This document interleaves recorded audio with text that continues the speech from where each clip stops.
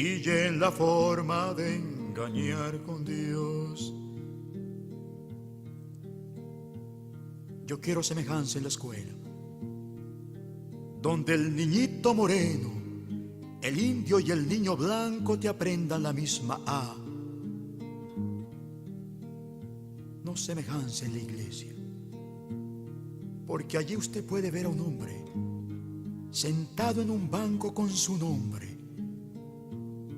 después de pisar a otro hombre, después de pisar 1000 hombres, queriendo lavar su alma diciendo: Dios me perdone.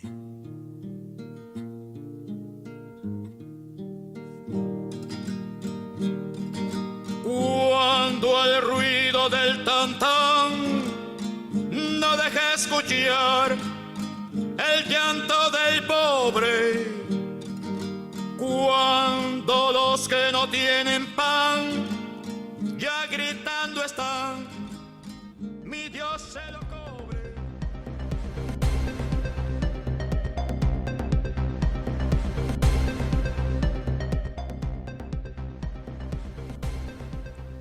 Saludo a todas y todos los que estamos siempre conectados en esta visión de irnos llevando información.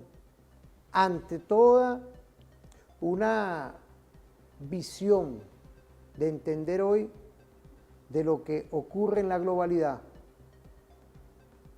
Hay un compromiso de parte de nuestra televisora, tu televisora, la televisora de la Fuerza Armada Nacional Bolivariana, una comunicación alternativa con responsabilidad social y desde aquí con referente informativo. Agradecerles a todas y todos. Ya estamos conectados en las redes sociales, estamos activos con lo que hoy es una estrategia comunicacional para llegarle de verdad con ese cariño, con ese amor, con esa visión de entender lo que puede ocurrir, pero también lo que ha pasado hoy. Por ejemplo, se está conmemorando aún todavía en este mes de mayo, 80 aniversario de la gran victoria patria que logró lo que fue la Unión de Repúblicas Soviéticas Socialistas, hoy la Federación Rusa, de lo que es contra el nazismo. Yo quería hoy tener un invitado de lujo. Tenemos también en este segmento la agenda presidencial de nuestro presidente Nicolás Maduro Moros, que ya se encuentra en la República Bolivariana de Venezuela. Queríamos tocar este tema de lo que es hoy la importancia de revisar esos hechos y qué ha implicado para la historia. Hoy tenemos, por supuesto, un invitado de lujo. Siempre está aquí con nosotros el doctor y postdoctor en Seguridad de la Nación, con estudio postdoctoral en Seguridad de la Nación, el profesor Henry Navas Nieves, quien es también coordinador del postdoctorado del Instituto de Altos Estudios de la Seguridad de la Nación y coordinador de la maestría en Historia Militar. Bienvenido, profesor. Buenos días. Hoy estamos en esta visión de un capítulo especial de lo que ocurrió en su momento. Bienvenido. Buenos días para todos. Gracias. ¿Qué podemos decir de todo esto, profesor? Bueno, primero que hay que decirlo con mucha sinceridad, hacer un análisis de todos los aspectos que estuvieron presentes durante eso que llamamos la Segunda Guerra Mundial, implicaría no un programa, sino muchos programas, dada la complejidad y los diferentes enfoques que se han producido. Por supuesto que hay un elemento que, en primer lugar, es conveniente resaltar, porque la importancia en la actualidad de la conmemoración de estos 80 años, ciertamente, del triunfo de la URSS sobre justamente las tropas nazifascistas de Hitler. Porque quizás en ese proceso de victoria y con ese triunfo, la URSS logró detener de alguna manera la ofensiva fascista que se ceñía sobre el planeta. No todo es Hitler, eso es importante que lo tengamos en cuenta. Porque en fin de cuentas muchos sostienen que en la actualidad hay una especie de relanzamiento del nazifascismo a nivel mundial, a nivel planetario. Quizás porque las causas que hicieron posible el surgimiento de esa fuerza telúrica que dirigió Adolfo Hitler, por cierto también Benito Mussolini y por supuesto el emperador Hirohito de Japón, las causas que originaron el surgimiento de toda esta, que algunos denominan de manera maniquea el eje del mal, definitivamente esas causas persisten.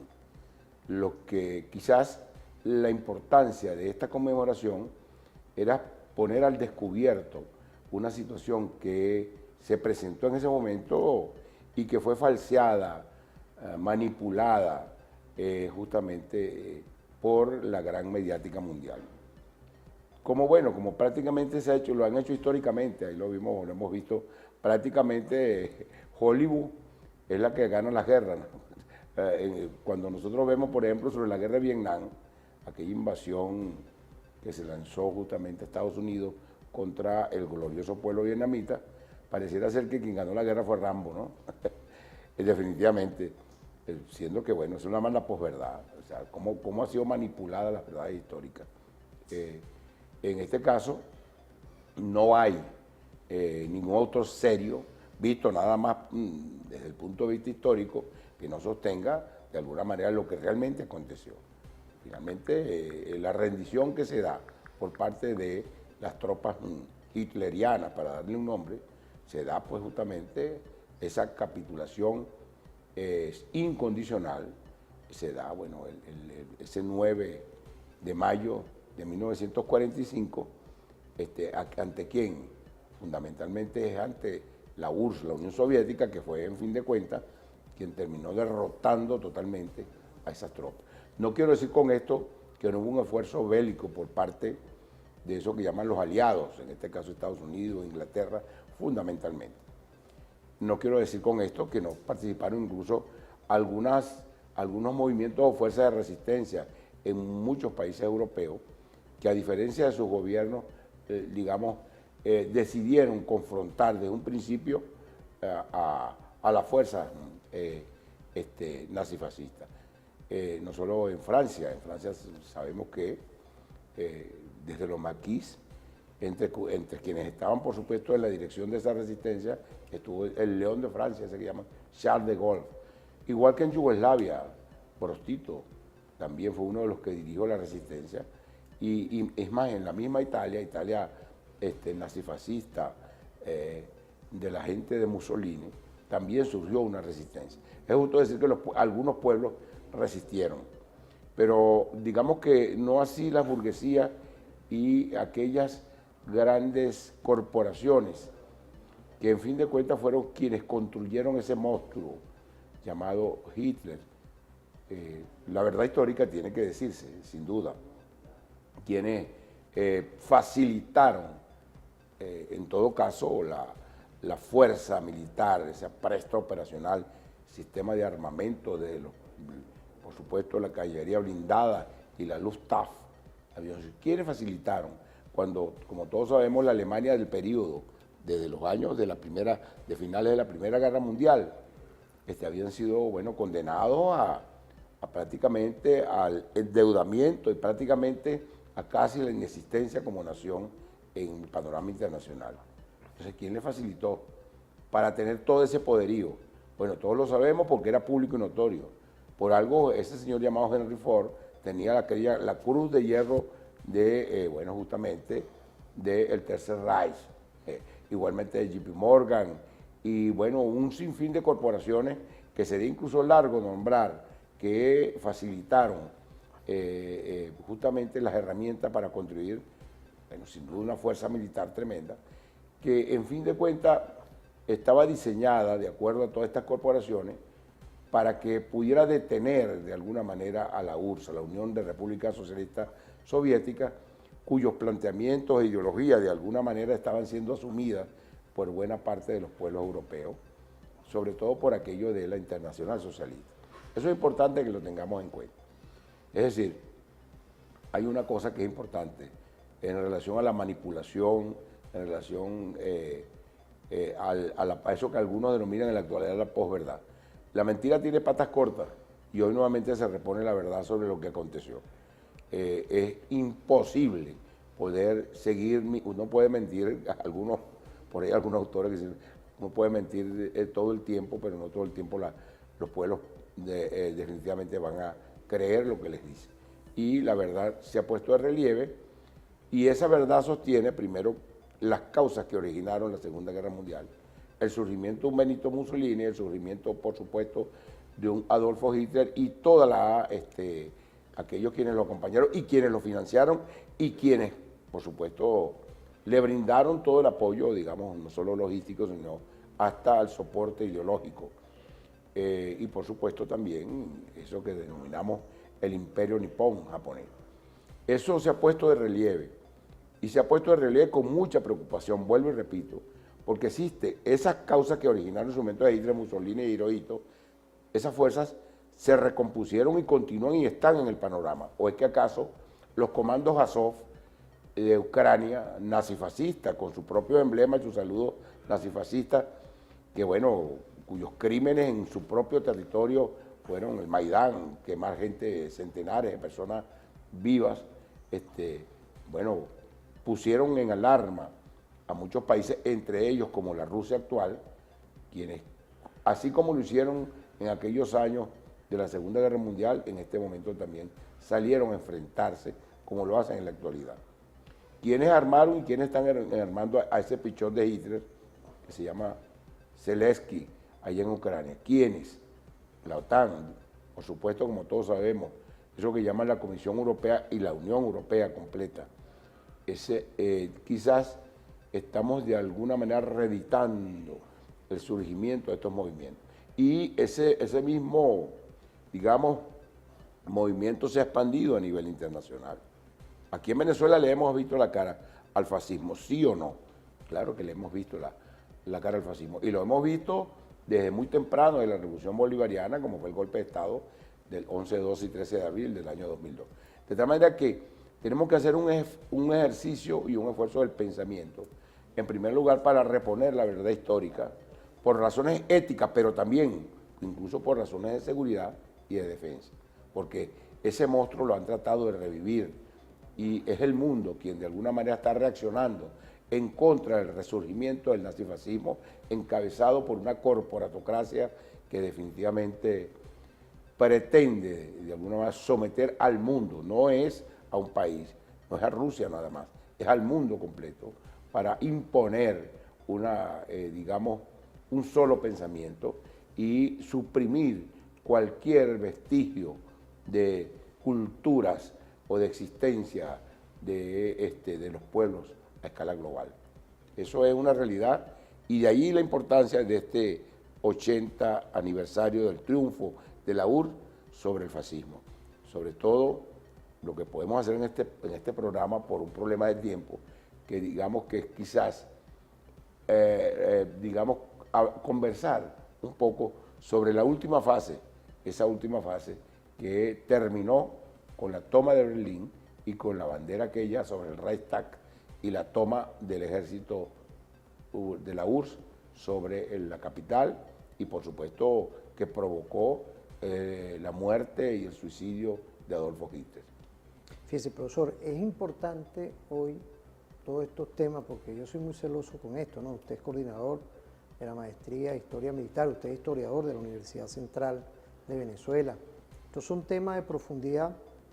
Yo ahorita, ahí tenemos unas cápsulas de lo que puede verse hoy que es un nuevo orden internacional, aprovechando hoy lo que ocurrió en Rusia con la llegada de nuestro presidente Nicolás Maduro Moros allá. Queríamos ver esas cápsulas, quería comentar eso porque en el próximo segmento, o sea, hay comunicación de comunicación, hay programas de programas, pero yo en el próximo segmento tenemos ahí unas cápsulas de Stalingrado, y usted con toda esa pertinencia que tiene, esos estudios, lo que es el estudio de los conflictos de alto relieve, de lo que es hoy la polimología. Hoy estamos en un postdoctorado en nada más y nada menos la guerra difusa. Pero yo quería ahorita irnos un poco, porque nos dio toda una línea de tiempo perfecta. Quiero agradecerle todos los mensajes que nos están llegando. Estamos aquí activos en vivo hoy, llevando estos temas, porque también la Venezuela de hoy, la Venezuela con nuestro presidente Nicolás Maduro Moros, dio también una visión de lo que es un nuevo orden internacional que están haciendo. Y tenemos unos videos para verlo y usted nos da también ese comentario estratégico. Vamos a verlo. El mandatario sudamericano llegó a Moscú para asistir a las celebraciones por el 80 aniversario del Día de la Victoria en la Segunda Guerra Mundial. En marzo, Putin sostuvo una videoconferencia con Maduro y le invitó a visitar la capital rusa para firmar un acuerdo con el fin de ampliar la cooperación bilateral.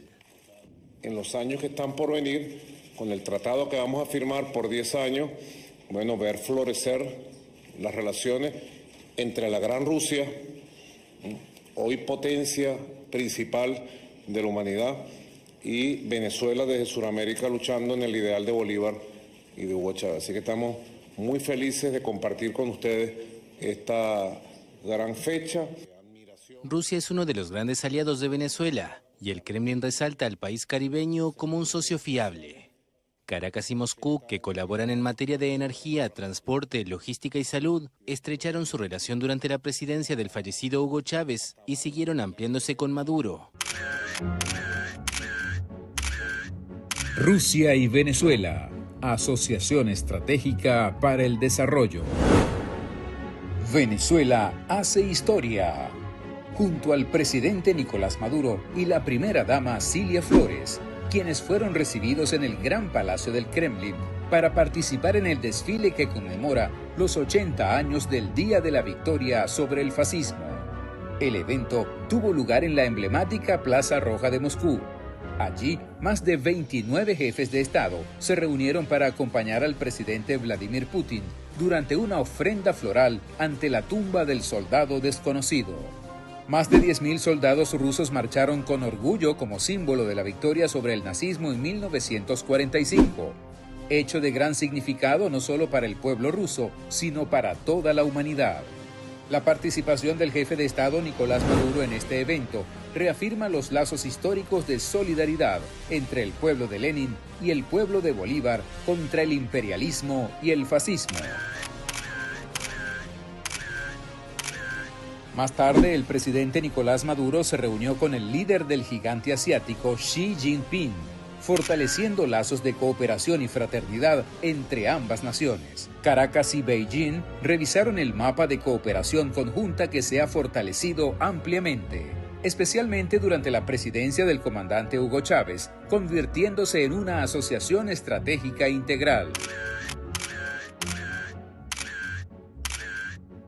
Hoy estamos verdaderamente en la puerta de un mundo multipolar, donde han surgido nuevos ejes de fuerza, nuevas potencias, superpotencias como la China, como Rusia, y van surgiendo un despertar en nuevas regiones, como América Latina y el Caribe. Allí vamos nosotros con el ideal de Bolívar, construir una patria eminentemente popular y absolutamente soberana. La definición que hicimos en septiembre de 2023 de establecer una asociación estratégica para todo momento y a toda prueba está dando resultados. Y fue una decisión tomada de manera pertinente y a tiempo. Creo que los grandes resultados que estamos obteniendo podemos multiplicarlos. Estoy seguro que de esta reunión van a salir lineamientos bien contundentes y precisos para nosotros seguir avanzando juntos. Me alegro mucho de encontrarme con nuestro viejo amigo, el presidente Maduro, esta vez en Moscú. Estoy dispuesto a trabajar con usted para seguir profundizando la cooperación práctica entre nuestros dos países, para impulsar las relaciones entre China y Venezuela. Estamos unidos a un nuevo nivel y para crear mejor los intereses de ambos países. La participación de Venezuela en estos espacios multilaterales ratifica los avances en la política internacional sobre la base de la diplomacia bolivariana de paz, basada en el respeto mutuo, la cooperación y la autodeterminación de los pueblos, consolidando así las relaciones de Venezuela con el resto del mundo. Con un sacrificio de 27 millones de seres humanos salvaron a Europa y salvaron a la humanidad. Putin y Maduro han firmado un acuerdo de asociación estratégica con el que quieren profundizar las relaciones comerciales entre ambos países en diferentes ámbitos, incluido el energético. Con este encuentro con Maduro, Putin ha empezado lo que el Kremlin llama un maratón de reuniones bilaterales con motivo del Día de la Victoria. Fíjate, todo esto que estamos viendo, usted nos dio toda una lectura estratégica del 80 aniversario de la gran victoria patria, es así, pero hoy hay como un escenario de un nuevo orden internacional. Sin duda alguna, es precisamente ese escenario, surge ese nuevo orden como una respuesta a la ofensiva fascista que se ha cernido sobre el mundo. Es una realidad desde una concepción geopolítica unilateral, lo que llaman la geopolítica unilateral, la geopolítica que desde la ofensiva, después de la desaparición de la Unión Soviética, trató de someter el mundo con esa verdad única, por cierto, o pensamiento único que también trataba de imponer Adolfo Hitler y que fue definitivamente frenado justamente por la ofensiva de la URSS y la victoria de la URSS sobre las huestes nazifascistas en Alemania. Eso hay que tenerlo, y hay un renacimiento, y nuevamente ese renacimiento ha sido combatido a escala planetaria. Ya no se trata de nada más Rusia, se trata también, que ya es bastante, también del gigante asiático que es, por supuesto, la República Popular China, que hoy definitivamente hace alianza, así como el resto, en África, en Asia, en Latinoamérica, con Venezuela, por supuesto, hay que decirlo, como el líder de justamente esa respuesta contundente. Es el mundo que reacciona frente al resurgimiento del fascismo para evitar, de alguna manera, digamos que las miserias y por supuesto los crímenes cometidos se vuelvan a repetir de la misma forma. Aun cuando vemos en el panorama, nuevamente, una de esas manifestaciones del fascismo, que es el sionismo israelí, realiza y ejecuta lo mismo que de alguna manera Adolfo Hitler lo hacía justamente al pueblo hebreo. De tal manera que lo que estamos viendo es el resultado de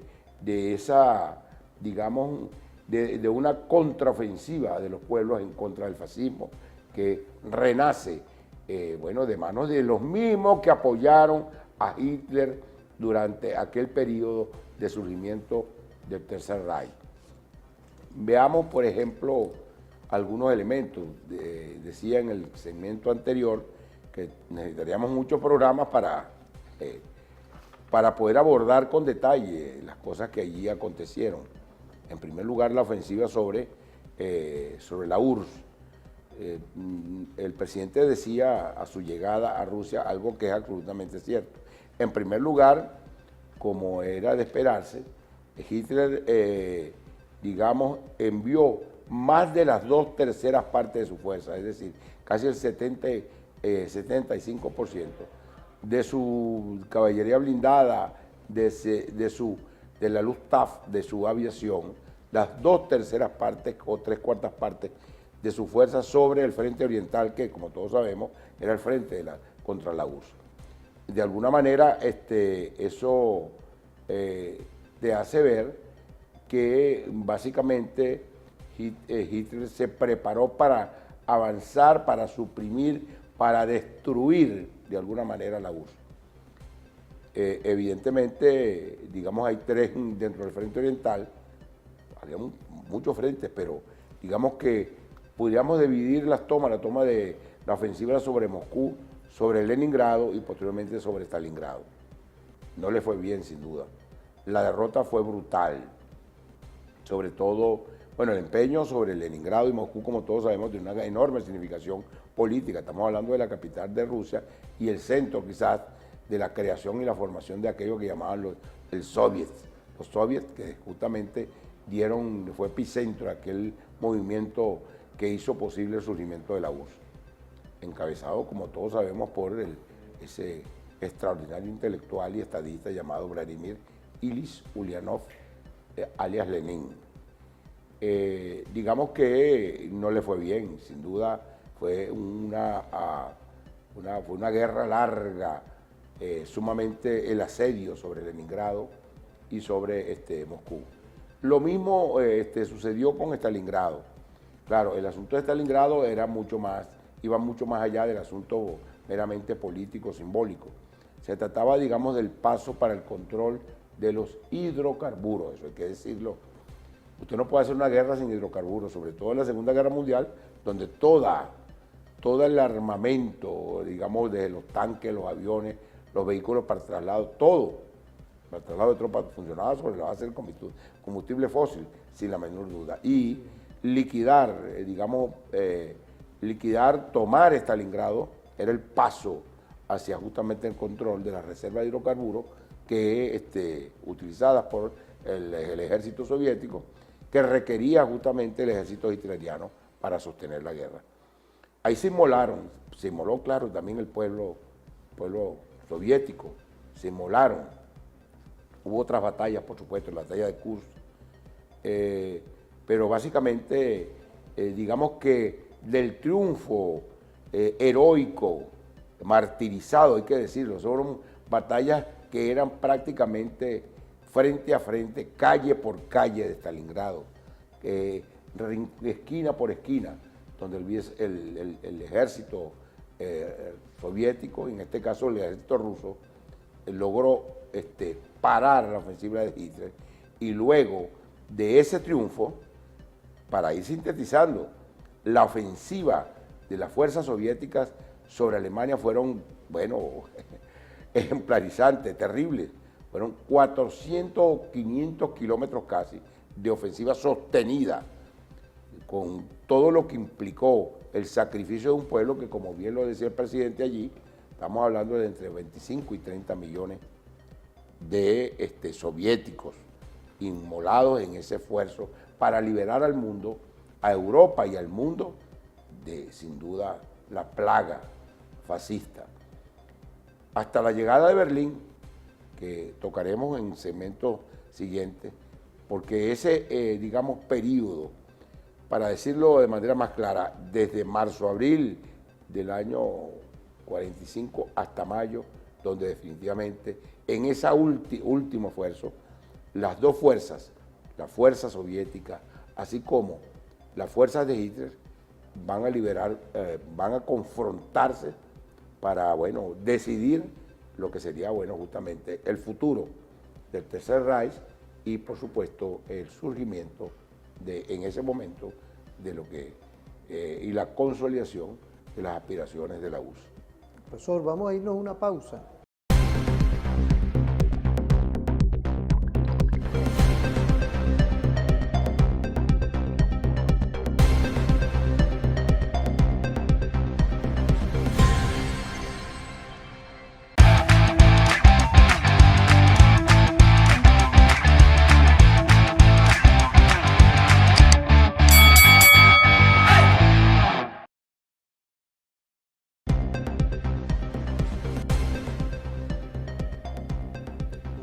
Vale, nada más y nada menos estamos conversando temas que tienen que ver con los derechos humanos, con la vida, con la tranquilidad y la paz del mundo, que hoy se está construyendo ya. Uno ve el nuevo orden internacional y la Venezuela de hoy protagónica, participativa y activa en esos nuevos ejes de poder, en ese equilibrio del mundo, decía Bolívar.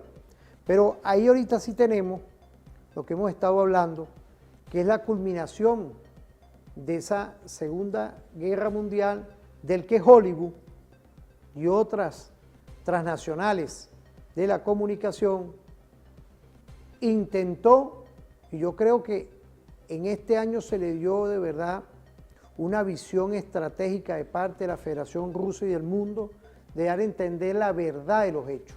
Yo creo que se ha dado hoy de verdad un despeje a todas esas grandes maquinarias de dinero que lo que buscan es siempre opacar la realidad de lo que ocurrió.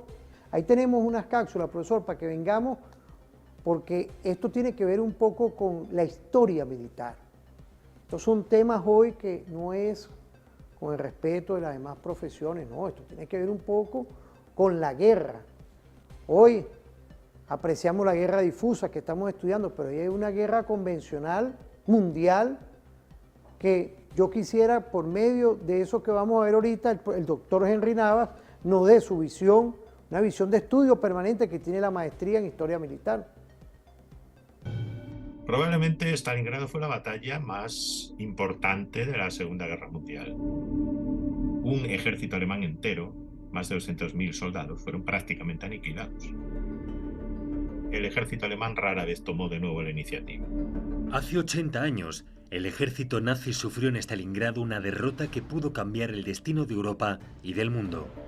Stalin había advertido de que un triunfo allí de las tropas de Hitler habría acabado con la Unión Soviética.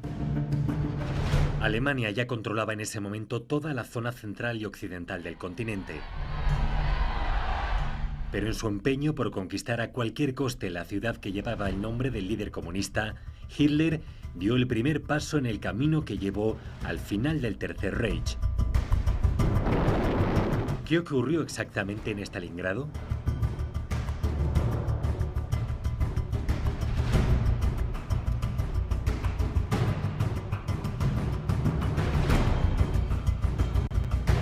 Alemania había invadido la URSS en 1941, traicionando el pacto de no agresión que habían firmado 2 años antes.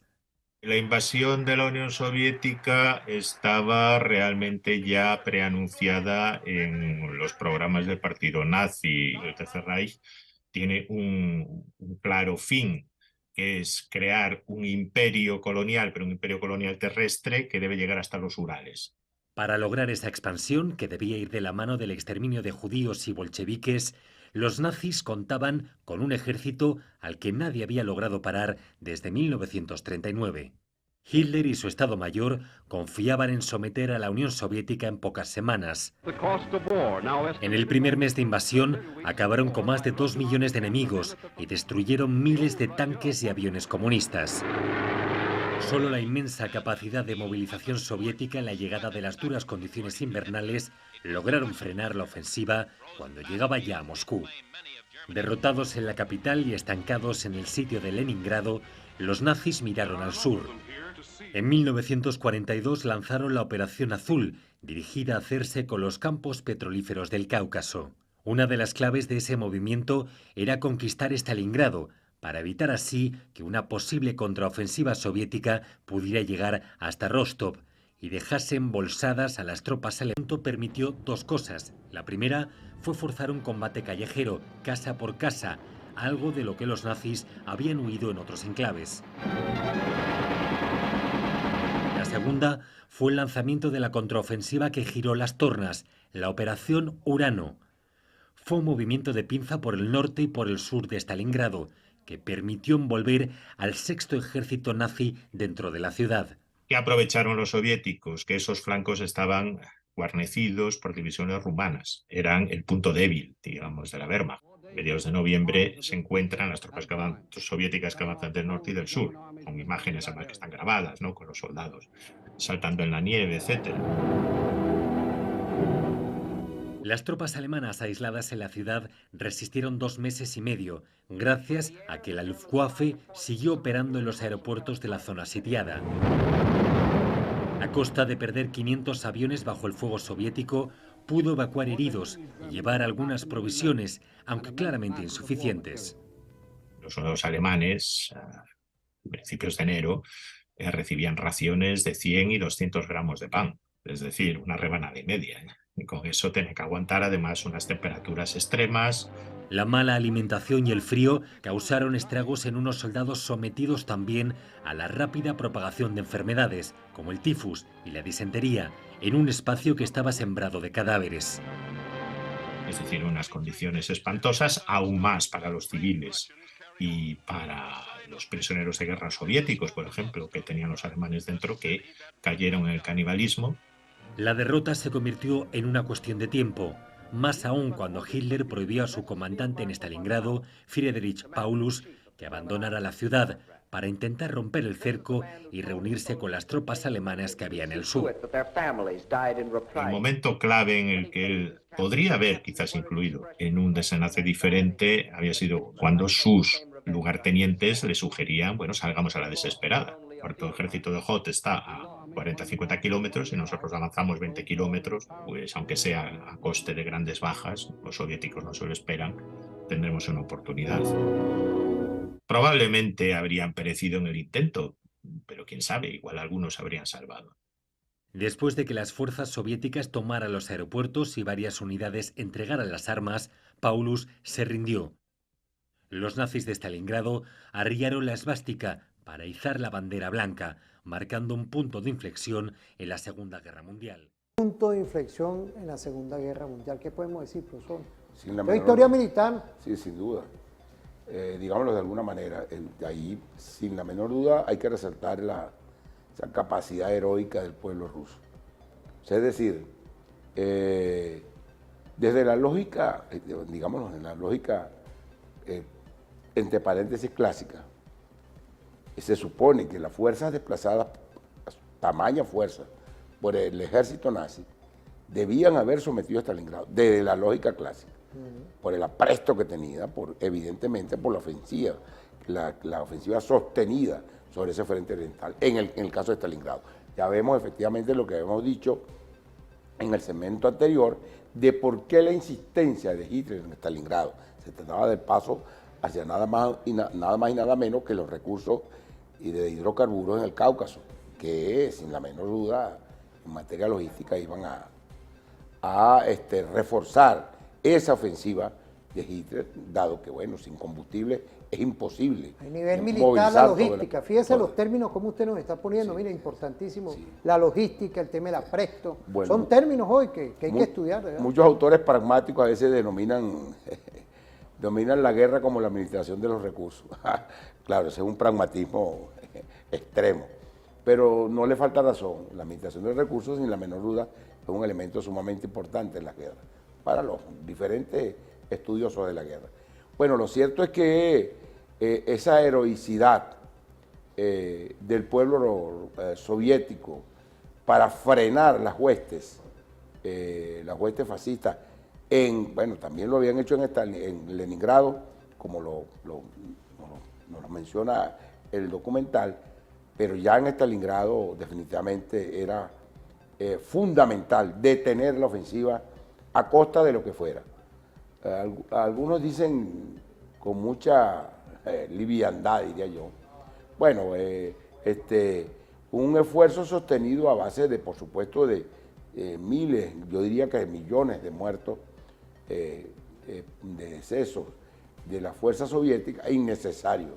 Eso es muy fácil decirlo, muy fácil decir que eran innecesarios, pero detener esa fuerza bélica de Hitler suponía un sacrificio de esa naturaleza. Eso hay que decirlo, es muy fácil decir, bueno, no han debido, yo no sé de qué manera podían hacerlo. En desventaja del punto de vista incluso de la presta operacional, en materia de armamento, todo el mundo sabe lo que era la Luftwaffe, el poder aéreo de Hitler, que por cierto hay que decirlo, no se estrenó después de 1939 con la invasión a Polonia, se había estrenado ya en 1937, apoyando a ese reducto del fascismo que se dio en España en el bombardeo en 1937 sobre Guernica, sobre el que Pablo Picasso, por cierto, dibujó un cuadro sobre esa masacre. Por eso es que esos asuntos de cuándo comienza la guerra y cuándo, o sea, lo que sí sabemos es de alguna manera cómo terminó, pero cuándo comenzó habría que ver justamente el apoyo tremendo que le da Adolfo Hitler después que se hace de ese armamento, financiado, como les dije anteriormente, por las grandes corporaciones estadounidenses, inglesas e incluso francesas, y de otras naciones de la Europa de hoy, contra la República Española en 1937, que bueno, de alguna manera logró imponer a través de ese esfuerzo bélico prestado por Adolfo Hitler a ese caudillo, por la gracia de Dios, llamado Francisco Franco, y que bueno, lo hizo derrotar a la República Española. Debo decir, descendientes políticos como el Partido Popular y Vox en España, falangistas, por la gracia de Dios, debo decirlo, como así lo dicen, que todavía persisten con esas posturas extremas fascistas en España y que sostuvieron durante luego largos años de dictadura de Francisco Franco, mucho después de la Segunda Guerra Mundial. Por eso es que digamos que, como a veces menciona nuestro querido y estimado historiador y maravilloso representante diplomático Samuel Moncada, en Europa quedó el huevo de la culebra. La culebra murió, pero los huevos de la culebra quedaron allí y están haciendo eclosión. Una de esas son la extrema derecha española, así como la extrema derecha francesa y como la extrema derecha en el resto de Europa. Esos tambores, o mejor dicho, esa cruz suástica, parece que la desenterraron y todavía la sostienen ahí. Pero volviendo a Stalingrado, sin la menor duda, no solo esa batalla frenó la ofensiva de las tropas hitlerianas, no solo la frenó, sino que aniquiló en buena medida la fuerza y la desmoralizó, porque la captura que hiciera el ejército soviético en Stalingrado de las huestes fascistas fueron de miles y miles de soldados generales que se rindieron ante el ejército soviético. Cosa incomprensible desde el punto de vista de un clásico. ¿Cómo era que decía Hitler en su vanidad? Bueno, eran unos salvajes los soviéticos, o sea, imposible que pudieran vencer. Sin embargo, Stalingrado, sin duda, logró acabarlos. Bien, después de ahí, como lo dije, definitivamente, debo decirlo, hubo una ofensiva brutal.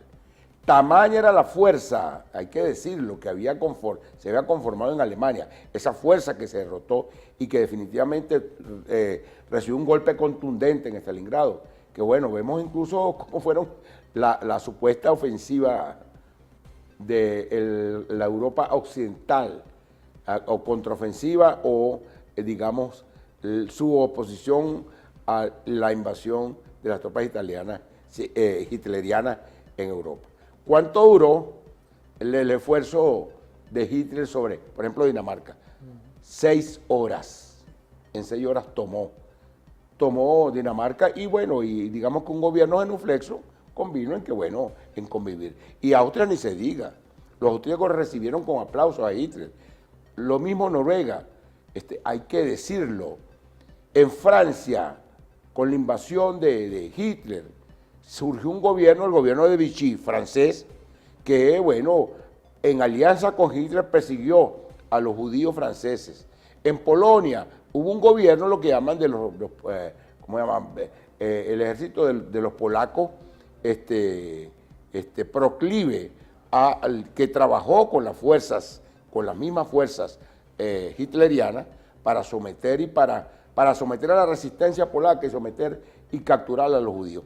Eso mismo sucedió en varios lugares. Buena parte de la nobleza inglesa estaba comprometida con Adolfo Hitler. Si no, incluso los acuerdos de Chamberlain, hay que decirlo, del canciller inglés, que trajo a Inglaterra antes de la ofensiva que se iba a ceñir sobre la Unión Soviética, sobre el Reino Unido, la buena nueva de que había llegado a un acuerdo con Hitler. Es decir, muchos autores denominan de manera coloquial que Europa Occidental y Estados Unidos, para decirlo en términos claros, crearon un monstruo para poderlo confrontar contra la Unión Soviética, que lo veían como el peligro ideológico. Lo que pasa es que el Frankenstein ese monstruo rompió la jaula y lanzó unos zarpazos sobre quienes lo habían creado. Por supuesto que resguardó toda su fuerza para atacar el verdadero enemigo desde el punto de vista ideológico de todo el nazifascismo, que era nada más y nada menos que era la revolución bolchevique y la Unión Soviética, es decir, cosa que hicieron. La revolución bolchevique es una visión hoy que logra comprender y queda un legado de todo ese proceso. Pero claro que está, digamos, que es importantísimo. Los pueblos que resultaron después de la desaparición de la Unión Soviética en la actualidad, el pueblo de Crimea, pues, el pueblo de Donbass, de Kherson, ¿qué cosa aspira? Sino volver a conseguir las condiciones materiales de existencia que poseía durante la URSS. Yo no estoy diciendo que, digamos, la URSS cometió muchos errores, sin duda, bueno, históricamente los gobiernos, digamos, cometen errores, pero sin la menor duda, los pueblos que habían sido de alguna manera cobijados sobre lo que era esa concepción de de apoyo a las condiciones materiales de existencia de los pueblos de la Unión Soviética, bueno, está allí a la vista. Es más, hay que decirlo, por ejemplo, el caso de los países bálticos, de origen, hay que decirlo, cuadraron con Hitler, completo y totalmente. Cuadraron con Hitler, por eso al ser sometidos, aplaudieron a Hitler en buena medida a la llegada. Entonces, hay que, de alguna manera, poner de manifiesto lo que realmente aconteció. Quienes realmente resistieron, quienes salieron a combatir. Sin la Unión Soviética era imposible poder frenar a no se hubiera logrado. No se hubiera logrado. Por eso es que ese esfuerzo que se va a dar a partir de Stalingrado, que hay que decir lo que es la ofensiva o es la contraofensiva soviética, como lo dije anteriormente, de avanzar 450 kilómetros, que suponía un esfuerzo incluso de vidas para poder liquidar, hasta que llegan a Polonia y, por cierto, liberan los campos de concentración de Auschwitz. ¿Quiénes fueron los que liberaron los campos de concentración? Fueron los soviéticos, que liberan Auschwitz, Dachau, Buchenwald. Es decir, eso es innegable. Y posteriormente, en una pausa, se planifica ya en el año 45, en ese marzo-abril de 1945, se planifica lo que sería, en mi opinión, la última batalla que liberaría la Unión Soviética contra el ejército de Hitler. Digamos, esa fuerza que se colocó en los alrededores de Berlín, no solo en la ciudad, sino desde, digamos, un área mucho más grande de lo que es la ciudad, en donde las dos fuerzas prácticamente entendieron que esa iba a ser la batalla que decidiera el destino de Europa. Quizás por eso el ejército de Hitler colocó en los mandos, en la defensa de Berlín, a Heinrich Himmler, el jefe de la SS soviética. Y por supuesto desplazó, dada la importancia que Hitler le concedía a esa batalla determinante, así como las fuerzas soviéticas también se prepararon para una ofensiva de esa naturaleza. Debo decir que ya para el 19 de abril comenzaría la batalla para la toma de Berlín. Comenzaría con, sin duda, un ataque, digamos, tremendo por parte de la fuerza soviética. Ahí estaba, bueno, el mariscal Zhukov, y apoyado, por supuesto, por la parte de Bielorrusia, por Rokossovski. Digamos que esa ofensiva,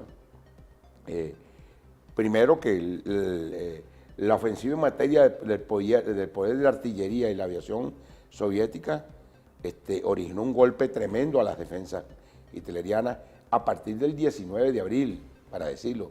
De alguna manera llegaron, o sea, una batalla que lograron despejar una profundidad en algunos lugares de 8 kilómetros y otra de 12 kilómetros. Se llegó profundamente en esa ofensiva, donde estaban preparados por, digamos, los mejores de las fuerzas hitlerianas para defender. Todavía Hitler pensaba que podía detener a los soviéticos.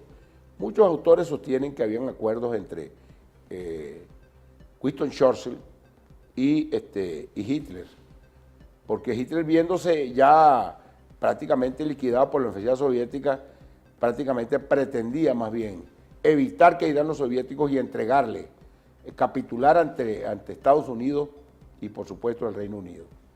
Por eso desesperadamente trataba de detener la ofensiva soviética. Pretendían entregar y capitular ante esas fuerzas con las cuales coincidían desde el punto de vista ideológico y que él entendía que de alguna manera habían contribuido al fortalecimiento de todo lo que era su maquinaria militar. Eso hay que decirlo. Claro. Pero eso lo sabía también Stalin.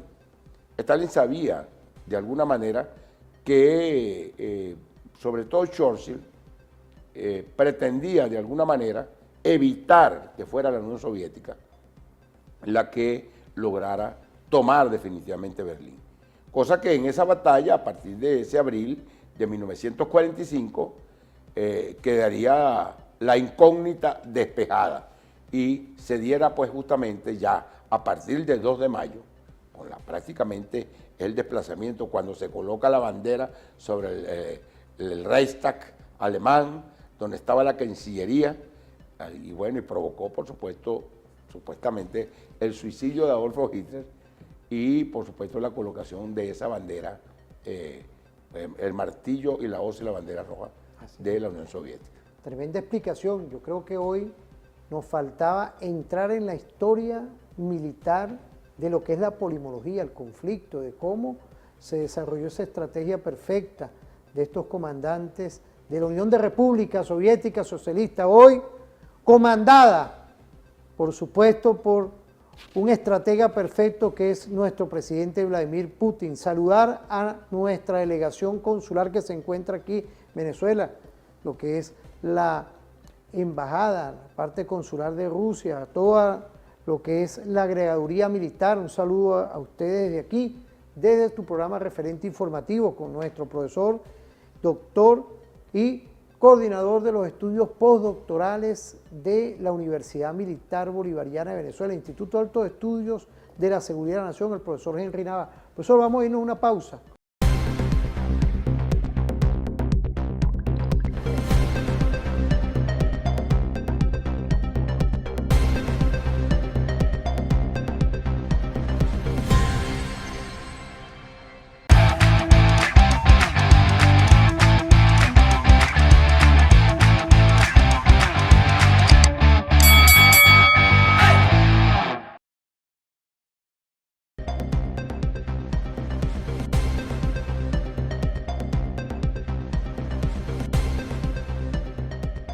A nuestra, digo yo nuestra porque somos unos aliados perfectos, con la agregaduría militar de nuestra Federación Rusa, nuestro amigo Eri, igualmente a nuestro amigo Sergei, del que hoy hay un programa especial, apreciado doctor, con todos estos temas que son nada más y nada menos como es la gran victoria de lo que es esa guerra patria, 27 millones.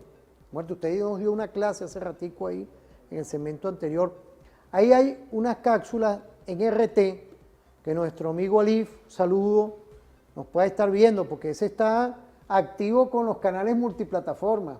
Saludarlo desde aquí, de Referente Informativo, a todos estos geopolíticos de hoy que nos da una perspectiva de lo que es hoy, sin duda, algo que se abrió, que es esa gran mentira que tenía ese viejo orden internacional de lo que es el gobierno británico y por supuesto el gobierno de Estados Unidos, que escondieron al mundo la realidad que ha salido hoy a la luz y no va a poder nunca ser ocultado, que fue la avanzada de lo que fue la Unión de República Soviética Socialista y se logró de verdad neutralizar al fascismo. Vamos a ver ese video. Adelante. Me llama la atención, hemos podido vivir el desfile y a mí me ha llamado la atención que se ha intentado mostrar a una Rusia aislada de la comunidad internacional. Se ha intentado poner una especie de cerco y lo que hemos visto después de tantos y tantos años, no solo con el inicio de la operación militar especial, que lo que ha surgido son más lazos de unión. Hoy hemos visto a más de 25 líderes que han venido y sobre todo 29. esa simbiosis que yo veo entre Xi Jinping y Vladimir Putin. Muy fuerte, es un G2. Es un G2, ¿no? Estamos ante un y mundo eso que no multipolar. vino Modi, porque tiene su problema ahora con Pakistán, pero tú sabes que Modi era un invitado especial. Y si tú juntas nada más India, que es el país más poblado del mundo, con 1.400 millones, y China, que la sigue de cerca demográficamente, pues ¿para qué quieres más gente, no? Y luego tienes a África, tienes el mundo árabe, tienes Centroasia, el mundo islámico. Claro, decía yo, islámico son 1.900 millones. Claro, decía yo que estábamos viendo una especie del sur global, pero es que esa es la verdadera comunidad internacional, porque el término de comunidad internacional se lo intentan arrogar simplemente una especie de países o élites de ciertos países occidentales. Y hoy hemos visto que de aislamiento nada, y ese es el surgimiento. Por eso decía yo que hoy era un hito de estos 80 años, y este acto que ha tenido lugar en la Plaza Roja es un hito histórico desde mi punto de vista. Sí, sobre todo por la presencia de Xi Jinping. Mira, como tú y tu servidor, pues seguimos los medios occidentales de manera dialéctica, ¿no?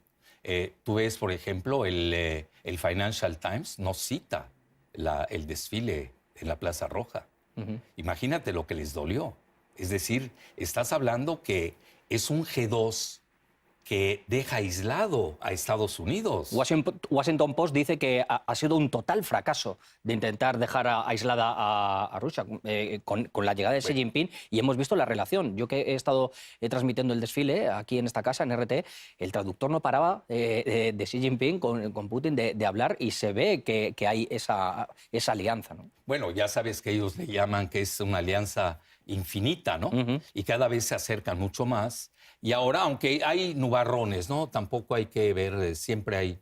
Como en todas las relaciones, está claro. Pero lo que queda claro es de que, y lo dijo muy bien el presidente Putin en una entrevista que tuvo en fechas recientes, que siempre se ha intentado balcanizar, despedazar en pedazos, en 4 o 5 pedazos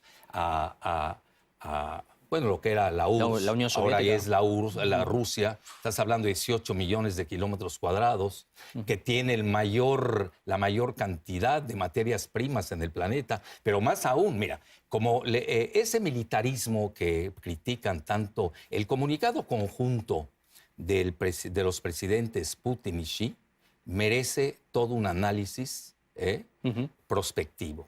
Más que, fíjate lo que te estoy diciendo, porque ahí marca la pauta de cuáles son los obstáculos. ¿Qué podemos decir, apreciado profesor? Bueno, Alfredo Jalife, sin duda. Quiero saludar a RT, a ese canal estratégico hoy, Rusia Today, de verdad, agradecido, de verdad, todo esto que estamos hablando hoy. Bueno. Y ese maravilloso analista mexicano, Alfredo Jalife, extraordinario político, ¿no? Claro, evidentemente hay algo que hay que poner en relieve con estas declaraciones, es que no es la primera vez, digamos que Occidente ha tratado de escamotearle la victoria a los pueblos. Bueno, a propósito justamente de ese mayo, después del 2 de mayo, en esa ofensiva donde el ejército soviético definitivamente toma y derrota completamente Berlín. Bueno, cuando se va a dar el proceso de rendición, trataron de montar una pantomima de rendición de las fuerzas hitlerianas ya derrotadas el 7 de mayo. Por supuesto que el mariscal Zhukov se opuso y por supuesto las órdenes de Stalin eran claras.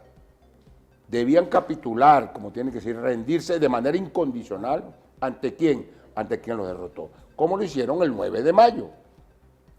He ahí la discusión, he ahí, digamos, esa suerte de evitar de los medios occidentales que la verdad histórica saliera a flote. Por eso es que muchos trataban de negarse a asumir que es el 9, como efectivamente pasó. Digamos que lo que quedaba de manera humillada, derrotada, digamos, la cúpula militar hitleriana, después de la muerte de Hitler y después de la toma de Berlín por parte de la Unión Soviética, se va a rendir de manera incondicional, como debe ser, primero que nada, ante la fuerza soviética, y, por supuesto, estaban presentes allí los aliados ingleses y estadounidenses, y, por cierto, también franceses. De tal manera que, como lo decíamos al principio de este programa, es decir, que la mentira tiene patas cortas, y el asunto histórico es que la historia se reescribe permanentemente, no por los vencedores, como muchos han tratado de, digamos, endilgarle la historia. En buena parte eso puede ser cierto, pero finalmente la verdad nuevamente se repone. Y hoy se repone, sobre todo cuando los huevos de la culebra, dicho por Samuel Moncada, en Europa, esos mismos que replican el fascismo, las causas del surgimiento de fuerzas como la de Hitler, como la de Mussolini primero que nada, como Hitler luego y sobre todo como Hirohito, el emperador Hirohito. Quiero mención aparte, aquí se habla de 27 millones, entre 25 a 27 millones de soviéticos que perdieron la vida, pero hay que también decir los 35 millones de chinos que fueron asesinados de la manera más bestial por las tropas niponas. Sí. Eso hay que decirlo, porque pareciera ser que fueron nada más los Estados Unidos quienes derrotaron al ejército nipón. Fíjese, ahí tenemos otra cápsula con el profesor Alif, igualmente buen comentarista de RT, de Russia Today, que nos habla de esa guerra de propaganda, que prácticamente hoy hay un mundo que está abriendo realmente esa realidad global. Vamos a verlo, vamos a verlo. Vuelta, intentar decirnos que, como ha escuchado a Donald Trump, que bueno, Estados Unidos fue quien más contribuyó, etcétera, etcétera. Se utiliza toda una serie de armas, como puede ser el cine, la cultura, el cambiar los libros de texto, tú lo sabes como profesor. ¿Qué se puede, en apenas un minuto, Alfredo, para despedirte, hacer, luchar contra eso? La identidad para todas las nuevas generaciones que nos están viendo, para los estudiantes, para los jóvenes, para que aprendan del pasado en días como hoy, en días tan señalados como este 9 de mayo. Mira, el US and World Report, acepta que ya Rusia es la primera potencia militar en el mundo. ¿Qué le queda a Estados Unidos en realidad? Le queda la guerra de propaganda, en la que es muy poderosa, con la anglósfera. El mismo Vladimir Putin lo dijo en una entrevista con Tucker Carlson, cuando le pregunta a Tucker Carlson, ¿quién hizo lo de Nord Stream 2? ¿Te acuerdas? ¿No? Hombre, y le comenta y le dice, ustedes, y le comenta a Tucker Carlson, ¿y por qué no lo dice? Porque nadie no nos hacen caso, porque no entró Rusia y China, no entraron a la guerra de propaganda. Y hoy el relato. Y eso es muy bueno hoy en el comunicado conjunto que leí en la mañana, viene la alianza de Russia Today con las agencias chinas. Sí. Es decir, ya tienen que trabajar conjuntamente a rescatar la verdad. Hay que excavar en lo más profundo de la historia y con datos serios y duros, exponer realmente que quien gana la Segunda Guerra Mundial, pues es el primer ejército que entra a Berlín, y obviamente ya ves el número de muertos que los dos tuvieron. Estás hablando entre Rusia y China, tuvieron 67 millones de muertos. Pues Alfredo... la verdad es muy cara. La verdad es cara, a precio de sangre. La Unión Soviética, 27 millones de personas perdieron la vida. Todas las familias de este país ahora mismo han tenido a alguien afectado. Nosotros hemos estado aquí para desvelar esta verdad, para desenterrar esos fantasmas y señalar a quienes los están intentando vender, y te doy de verdad.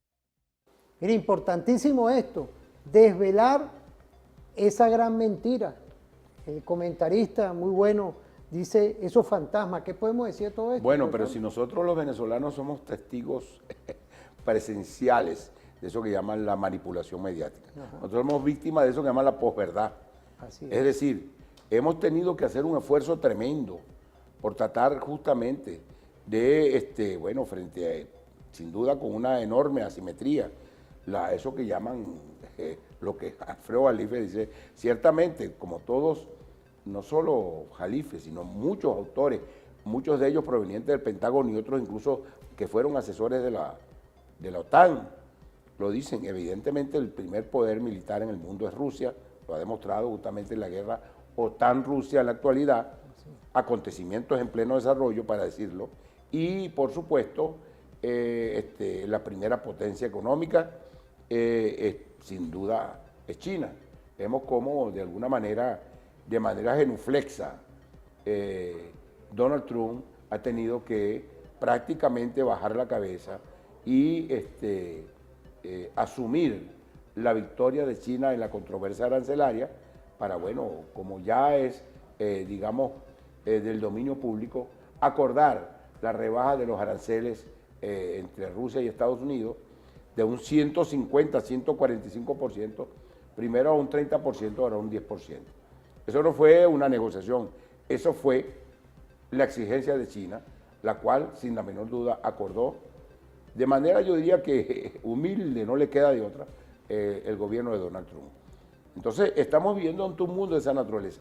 Quizás el poder mediático de Occidente, con Estados Unidos a la cabeza, es el único poder que les queda, frente al cual, digamos, hay un esfuerzo sostenido, como lo dice Jalife, por parte de, bueno, de los nuevos polos de poder en el multicentrismo y la pluripolaridad, que de manera geopolítica ha estado presente en el nuevo acontecer, en el nuevo orden mundial.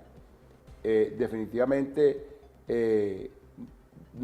se va a realizar un esfuerzo, y se está realizando un esfuerzo, porque estos grandes polos de poder incluyendo Latinoamérica, debo decirlo, nosotros, con este programa incluso, hay que decirlo, con TVFAN y Referente Informativo, con otros medios como los medios venezolanos, como bueno, tenemos Telesur, por ejemplo, estamos haciendo los esfuerzos por presentar justamente en nuestra realidad, nuestra narrativa, nuestra verdad.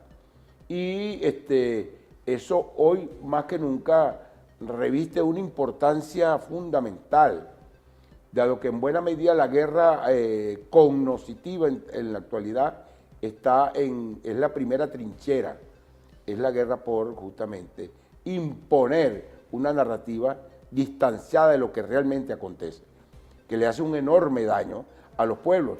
Si no, veámoslo en el caso de Venezuela, no se impuso una narrativa que hizo que centenares de miles de venezolanos salieran del país prácticamente en una suerte de operación Peter Pan renovada para sufrir justamente las miserias de una, bueno, digamos, de los maltratos y de la persecución de los países, aquellos que supuestamente representaban, como si the American Way of Life, el sueño americano. Hoy vemos cómo ese sueño americano se cae a pedazos frente a la persecución del gobierno de Trump contra no solo venezolanos, sino contra el pueblo latinoamericano. Contra incluso las políticas segregacionistas, de igual manera que se dan en Europa. De tal manera que todo eso cabalgó sobre una matriz de opinión creada a propósito de que, bueno, los pueblos latinoamericanos podían lograr la felicidad en las tierras nada más y nada menos aquellas que originaron el proceso de colonización y neocolonización absolutamente racista, segregacionista y demás. Entonces, bueno, para que ustedes vean, en el caso de Venezuela, Venezuela ha sido acorralada, no solo desde el punto de vista económico, sino también desde el punto de vista cognoscitivo, desde el punto de vista mediático. La mediática internacional ha tratado de presentar a Venezuela, bueno, tanto que muchos de los extranjeros que llegan acá a visitar el país llegan en principio asustados y resulta que cuando pasan días dicen, bueno, pero es que aquí no vemos lo que están diciendo, lo que dice la mediática. Vemos nosotros, ciertamente tenemos una situación económica difícil, en tanto, bueno, son cuantos años de asedio, pero evidentemente en nuestras calles no vemos los niveles de violencia que podemos ver nosotros incluso en Estados Unidos, claro, donde, bueno, las masacres son permanentes y otros países justamente cuyas orientaciones son entreguistas frente al poder norteamericano. De tal manera que en este momento, en este proceso en el cual se presenta ese nuevo orden mundial en medio de una confrontación en este sentido sobre las narrativas, debemos estar muy atentos, nada más y nada menos, para despejar lo que es falso y lo que es cierto. Para tener la valentía de poder, antes de fijar una posición, averiguar, estudiar, reflexionar y determinar dónde está la verdad y dónde está la mentira. Profesor, vamos a irnos a una pausa, ¿no? Casualmente tenemos un video de la guerra cognitiva, un material cuando vengamos, y tenemos también, para que no se despeguen también, lo que aprecia nuestro presidente Nicolás Maduro Moros, que es hoy una visión de lo que es la democracia participativa protagónica. Vamos a irnos ahorita rapidito, una pausa, volvemos. Guerra cognitiva que hoy operacionaliza en este mundo multicéntrico y multipolar, y también el proceso electoral de este mayo perfecto, que es para que todas y todos participemos. Vamos a ir a una pausa y volvemos rapidito. Reporte del 6CPC. Presentamos el boletín de esta semana número 303 del Cuerpo de Investigaciones Científicos Penales y Criminalística, que está bajo la dirección, y un saludo a nuestro comisario general Douglas Rico, e igualmente nuestro comisario general Vladimir Flores, en el que arriban y nos presentan en esta revista los 315 nuevos connacionales que desde México están llegando a nuestra patria. En otro orden, el 6CPC inaugura la división criminalística en la región central. Igualmente es en el estado Carabobo inaugurado la actividad física Comisario General Mercy Bracho. En otro orden, expertos en investigación vehicular realizaron conversatorios sobre mente investigadoras, diálogos sobre el perfil profesional. El 6CPC realizó transmisión de mando en Delta de Amacuro. Igualmente, en Nueva Esparta realizan jornadas de expertos para prevenir el delito informático, es la prevención. En Maturín es esclarecido el atroz femicidio de una joven. En el Distrito Capital, Parroquia La Vega, capturan integrantes de organización delictiva dedicada a falsificar documentos. Nos despedimos en este boletín de esta semana con la reflexión estratégica del comandante presidente Nicolás Maduro Moros, del que nos indica: ponemos toda la energía y nuestra fuerza para celebrar la victoria de la gran guerra patria. El pueblo venezolano siempre firme. Indudablemente ha sido la victoria más grande de la humanidad frente a la amenaza criminal que fue el nazifascismo. Desde Referente Informativo presentamos esta revista número 303 de esta semana del Cuerpo de Investigaciones Científicas Penales y Criminalística. Reporte del 6CPC.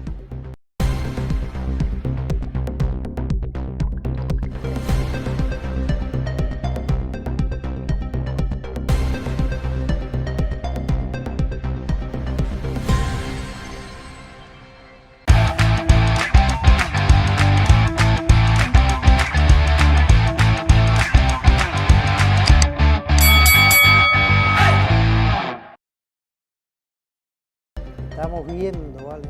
Lo que es hoy esta guerra de propaganda. Quiero saludar a la SOI Mérida, ¿vale?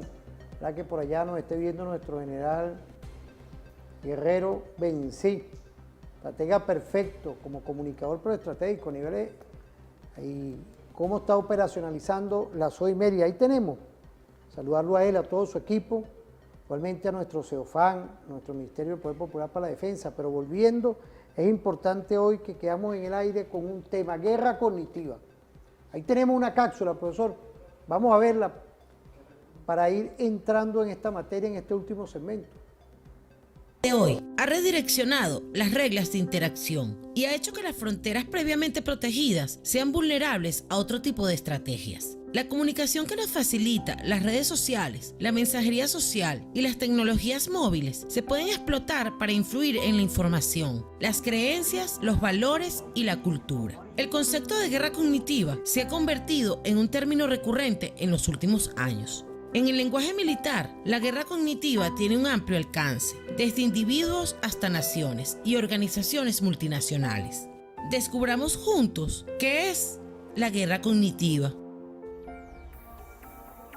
El término de guerra cognitiva se utiliza para definir acciones realizadas por métodos psicológicos, con el objetivo de provocar una respuesta planificada en el modo de pensar de otra persona. Se realiza utilizando una variedad de técnicas destinadas a influir en los valores nacionales, los sistemas de creencias, las emociones, el razonamiento o el comportamiento de las personas. Representa la idea de combate sin pelear, es decir, posiciona la mente como un espacio de batalla y un dominio disputado. Integra capacidades de ingeniería cibernética, informática, psicológica y social para lograr sus fines. Aprovecha Internet, las redes sociales y hasta medios de comunicación tradicionales para dirigirse a personas influyentes, grupos específicos y un gran número de ciudadanos de forma selectiva y en serie de una sociedad, con el objetivo de desbaratar sociedades enteras, sembrando dudas sobre gobernabilidad, desacreditando procesos democráticos, provocando disturbios civiles o instigando movimientos separatistas, y así lograr cambios estructurales a mediano y largo plazo en la forma de pensar de los seres humanos. Bueno, mejor no podía quedar. Así usted es. como que, ahorita el doctor como que se nos mete en el equipo de producción, ¿vale? Porque ha habido una línea. Aquí no, mire, venir aquí en vivo no es fácil. No, Por no eso lo es que es. me alegra que usted esté con nosotros. Muchas gracias, muchas sin gracias. libreto y sin nada, mire cómo está saliendo el programa. Quiero agradecerle los mensajes que nos llegan. Por favor, agradezco a todas y todos. ¿Qué podemos decir? ¿Cómo puede uno explicar No, usted, que un grupo de seres humanos sea capaz de prender vivo a otro ser humano y apuñalarlo hasta la muerte?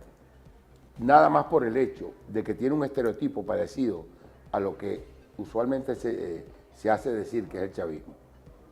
¿Cómo puede explicar usted que un adolescente sea capaz de asesinar a una mujer allá en el Callao, ahora el 28 de julio, dándole, qué sé yo, 30, 40 puñaladas hasta asesinarla? Una señora que lo que hacía era repartir comida con los clap. ¿Cómo puede explicarlo sino a través de, sin duda, de una operación psicológica de guerra cognitiva? ¿Cómo puede uno calificar, y ahí sí lo quiero decir, y disculpen que lo diga de manera, pero es que no tienen otro nombre, la existencia de hordas enfurecidas, la mayoría de ellas beneficiadas por los programas sociales del gobierno revolucionario? ¿Cómo puede explicar?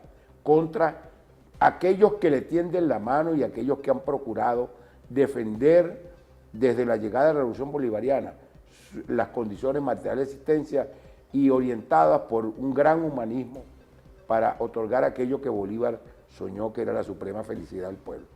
¿Cómo puede entenderse sino que una persona sea capaz de enfurecerse contra aquellos que le ayudan, que le dan la mano, que impulsan un mundo alternativo, profundamente democrático, profundamente participativo, solamente a través de la guerra cognitiva? Hemos tomado nota, sobre todo en materia de donde elaboramos, del Instituto Alto de Estudios de Seguridad Nacional, de un estudio pormenorizado de cómo ha evolucionado esa guerra. Esa guerra que ha lanzado millones de seres humanos unos contra otros hasta producir, como fue en África, donde hubo millones de muertos y donde fueron condenados justamente los dueños de medios que hicieron posible que tal genocidio se produjera. es una guerra difusa, profesor.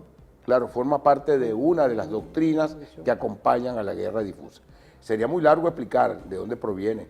Nosotros tenemos textos como el de un caballero que es un psicópata, que llamaban Alan Wells Dulles, hermano de otro también psicópata, ese es increíble, llamado John Foster Dulles. Así es, El libro del arte de la inteligencia, que ustedes lo leen y ustedes, bueno, seguramente se darán cuenta de que quien lo escribe tiene que ser un psicópata. Sí. Cuando dice que hay que enseñar a la gente a consumir droga para tratar de pervertirlos, a ser corruptos, para pervertirlos y así poder derrotar a los gobiernos que no defienden los intereses del imperialismo. Pero no solo él, tenemos una secuencia importante después de la década de los 50 con un caballero llamado Joseph Niepce, con lo que llaman el soft power. Ya no era una cuestión simplemente tan rústica como pudiéramos decir del arte de la inteligencia, sino era la creación de agrupaciones científicas, ciencias sociales, psicólogos, en fin, que fueran capaces de ir creando las matrices para ir conformando equipos que pudieran controlar mentalmente a las poblaciones a someter. Pero eso se quedó ya en el pasado. Quizás ahora tenemos otros elementos, incluso desde Jean Char, con aquello de la revolución de colores, impuestas a escala mundial y a todo el mundo, para nadie un secreto, cuando le hablamos de la revolución de colores, cómo han logrado de alguna manera impulsar y crear matrices que lleven a las poblaciones a cometer crímenes atroces como el de Maidán en Ucrania, encabezado por las huestes nazifascistas, de los ultranacionalistas representados ahora por Vladimir Zelensky, para asesinar, quemar vivo en un edificio a centenares de sus compatriotas por nada, con un acto de atrocidad tremenda. ¿Cómo poderlo explicar sino a través del control mental? Por eso debemos hacer un esfuerzo, un gran esfuerzo, por desmontar estas matrices que tratan de llenar de violencia, de crímenes a las sociedades y sobre todo a nuestra sociedad venezolana. Creo que hemos hecho un esfuerzo, pero nunca es suficiente. puesto que la fortaleza en ese aspecto, como lo decía Alfredo Jalife en el segmento anterior, la fortaleza que le queda al imperialismo estadounidense y a todo el mundo occidental radica precisamente en el control mundial de la mediática. Y cuando hablo de mediática no estoy hablando de las televisoras ni de la prensa escrita, estoy hablando de las redes. Esas redes que desde donde se crean matrices y se hacen operaciones psicológicas para provocar en nuestras poblaciones todas esas cosas, esa respuesta que definitivamente, al decir de un caballero llamado Henry Rodríguez Mieres, produce eso que llaman la disociación psicótica. Profesor, ahí tenemos también una cápsula meridianamente importante y perfecta del presidente, nuestro presidente Nicolás Maduro Moros, porque pareciera que ante todo esta guerra de amplio espectro, lo que a ellos les da miedo es el tema electoral. Vamos a ver esa cápsula porque es importantísimo, es un llamado de atención el por qué hay que participar también ante toda esta guerra. 1040 medidas coercitivas unilaterales. No es poca cosa lo que hoy está neutralizando la patria, que quieren implosionarnos nuestros derechos humanos, nuestros derechos de todo el pueblo. Vamos a ver esa cápsula. Pero el imperialismo estaba borracho de odio, de ambición y de deseo de venganza y se lanzó con furia contra nuestro país. Y en unos días como estos, recuerdo clarito, era abril, veníamos saliendo del acto aniversario de la misión Barrio Adentro en coche y arrancó lo que se llamó después y fue conocido como la guarimba del año 2017, violencia sistemática, daño, sangre, sudor, muerte y destrucción durante 120 largos días encabezado por la Asamblea Nacional Opositora con Julio Borges como presidente.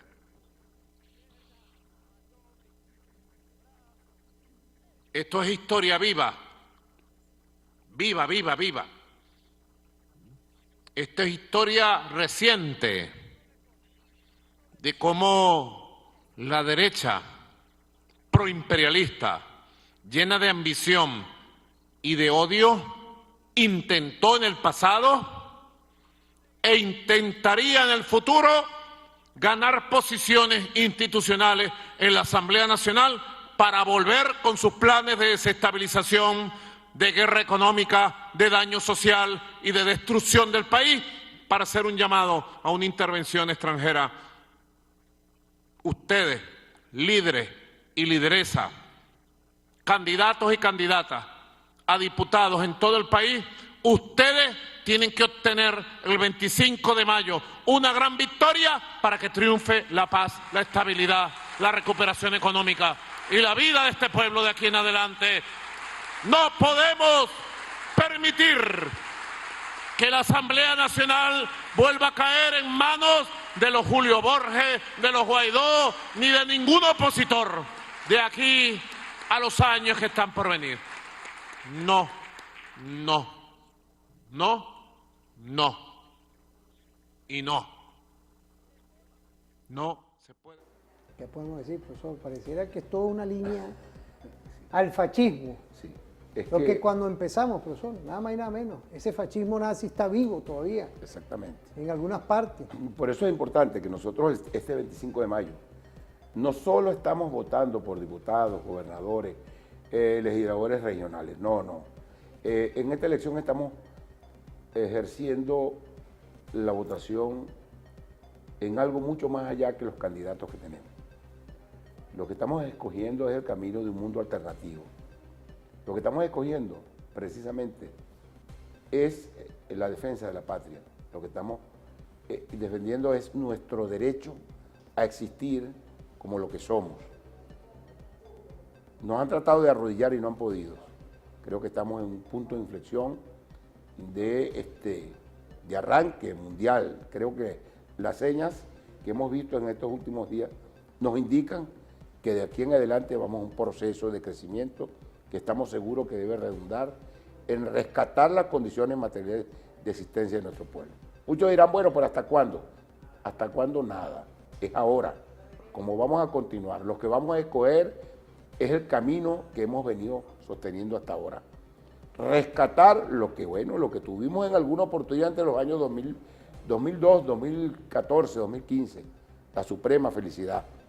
Estamos escogiendo es la Venezuela que sí es posible, es la Venezuela de la paz, la Venezuela de la prosperidad. No es nada más escoger candidatos. Estamos escogiendo el futuro de nuestros hijos y de nuestros nietos. Estamos escogiendo la felicidad de la patria. Fíjese, profesor, ahorita ya culminando, que nos quedan unos minutos, yo creo que es importante también una reflexión. El nazismo, y usted lo dijo varias veces, pero yo creo que esto va también en lo que estamos hablando ahorita, que es la culminación, lo que son estas grandes trazas. Es decir, el nazismo de Hitler está vivo aún. Fíjese, porque no podemos dejar un poco atrás lo que ha defendido nuestro gobierno, lo hemos defendido por aquí, que es respeto por nuestros nacionales que están afuera.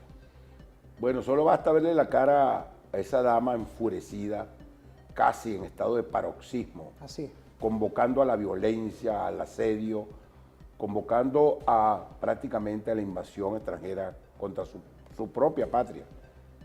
Eso es fascismo. Cuando vemos personajes como Julio Borges diciendo que nuestra población, que ellos mismos provocaron que salieran como migrantes de su país, bueno, simplemente son una plaga. Cuando vemos justamente el impulso todo aquel de generar violencia en nuestra sociedad, eso es fascismo, eso no tiene otro nombre.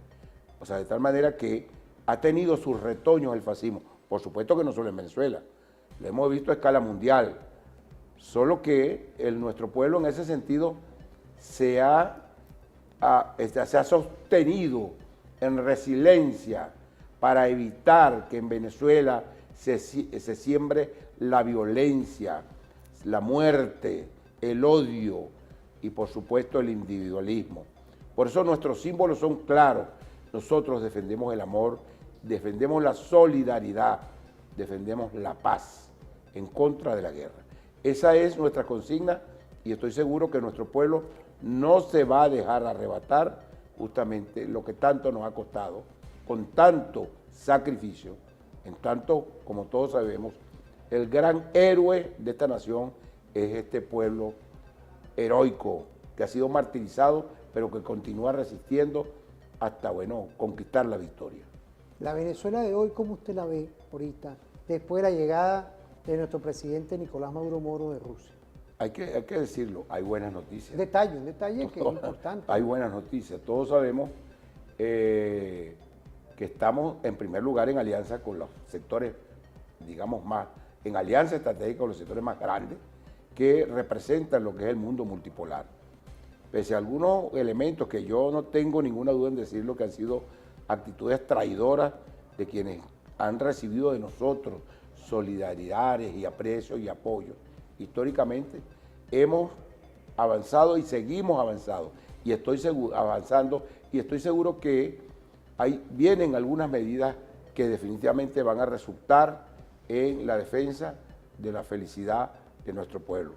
Estoy convencido de ello, no solo es el proceso electoral, son también las medidas que estoy convencido que nuestro gobierno, más temprano que tarde, seguro va a realizar para rescatar, como lo tuvimos en un principio, en ese periodo Chávez, las condiciones materiales de existencia que hagan posible el desarrollo humano integral de todos los venezolanos, tal como lo promueve no solo nuestra Constitución, sino el proyecto nacional Simón Bolívar.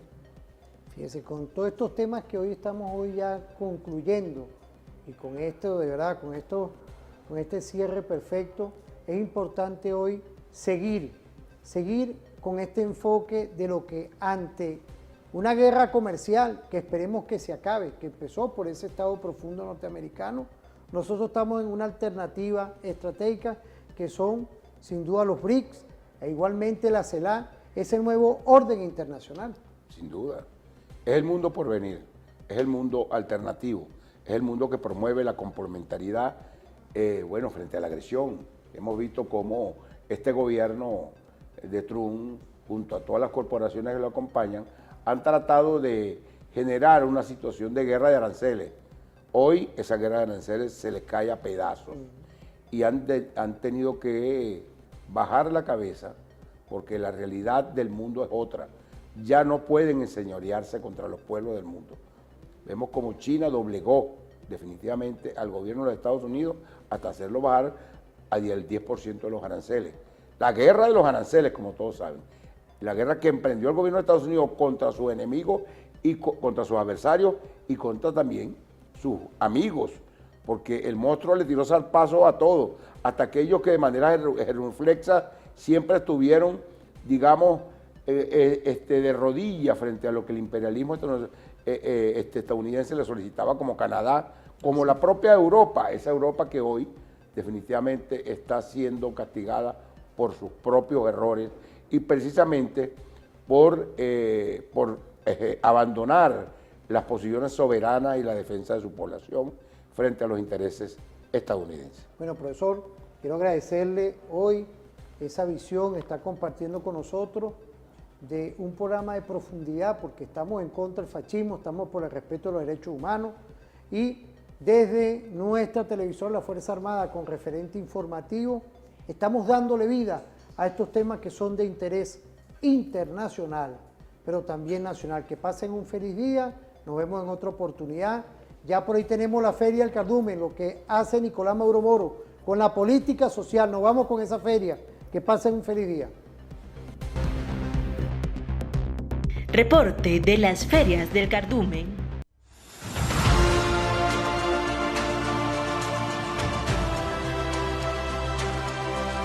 Bastante complacida por esta jornada.